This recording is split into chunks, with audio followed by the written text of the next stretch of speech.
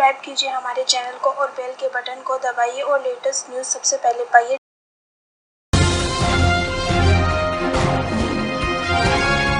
चीन के रक्षा मंत्रालय ने शुक्रवार को भारत को चेतावनी दी, संयम की एक सीमा होती है।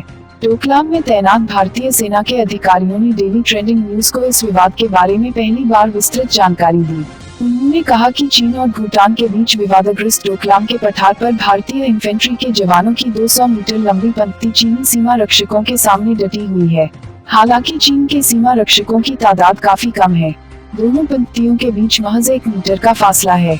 इस विवादित घाटी में किसी भी समय चीन के करीब 40 सीमा रक्षक होते हैं, जिनके सामने डटे भारतीय जवानों की तादाद 3 गुना है। चीन की इस अग्रिम पंक्ति के पीछे अन्य 1500 जवान हैं, जिनमें सीमा रक्षक और पीपुल्स लिबरेशन आर्मी (पीएलए) के नियमित सैनिक शामिल हैं। ये जवान विवादित डोकलाम क्षेत्र के बाहर तैनात हैं, लेकिन अग्रिम पंक्ति पर डटे सैनिकों को आराम देने के लिए नियमित अंतराल के बाद विवादित क्षेत्र में आते जाते रहते हैं। इसी तरह डोकलाम में तैनात भारतीय जवानों को आराम देने के लिए भारतीय सीमा क्षेत्र में पश्चिम में स्थित पूरी इन्फेंट्री बटालियन 600 जवान से जवान आते जाते रहते हैं।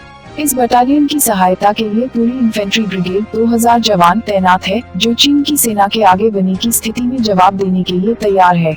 इसके अलावा यहाँ के माहौल में पूरी तरह ढल चुकी दूसरी इन्फेंट्री ब्रिगेड कुछ दूर तैनात है और वह किसी संकट में जवाब देने को तैयार है।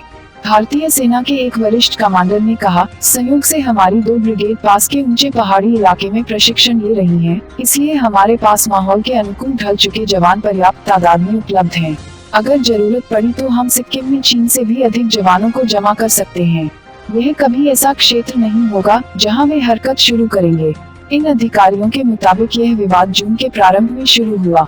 उस समय आसपास के भारतीय सैन्य बलों ने देखा कि विवादित डोकलाम के पठार में चीनी गश्ती दल रास्ते के बारे में टोल ले रहा था। खुफिया जानकारी से पता चला कि चीन जामफेरी पहाड़ी तक सड़क को बढ़ाने की कोशिश कर रहा है। जामफेरी पहाड़ी वह सुदूरवर्ती छोर है जहां तक चीन दावा करता है।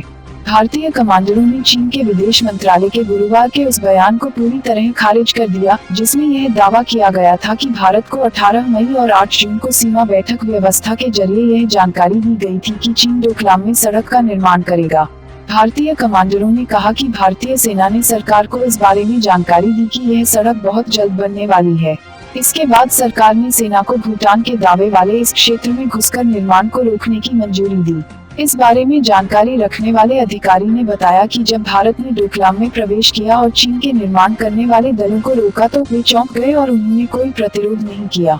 भारतीय सेना के एक कमांडर ने कहा, वे सैनिक नहीं हैं, वे अनिवार्य सैन्य सेवा वाले सीमा रक्षक हैं, जो गर्म बैरकों में रहते हैं और समय समय पर वाहनों से सीमा पर गश्त लगाते हैं। वे बहुत ज्यादा चलते भी नहीं हैं। भारतीय सेना के एक अधिकारी ने कहा, इसके विपरीत हमारे जवान ज्यादा मुश्किल हालात से जूझते हैं। वे डोकलाम में बिना इधर उधर हुए डटे रहते हैं, जबकि चीनी पंक्ति तोड़ते रहते हैं और सिगरेट पीने के लिए वापस जाते रहते हैं। भारतीय सैनिकों का मनोबल ऊंचा है। वे जानते हैं कि वे कुछ अलग हटकर कर रहे हैं और भारत के सहयोगी की रक्षा के लिए सीमा पार करके आए हैं। चीनियों को भारतीय अधिकारियों की गिनती करने के लिए एक राजनीतिक आयुक्त भेजना पड़ा।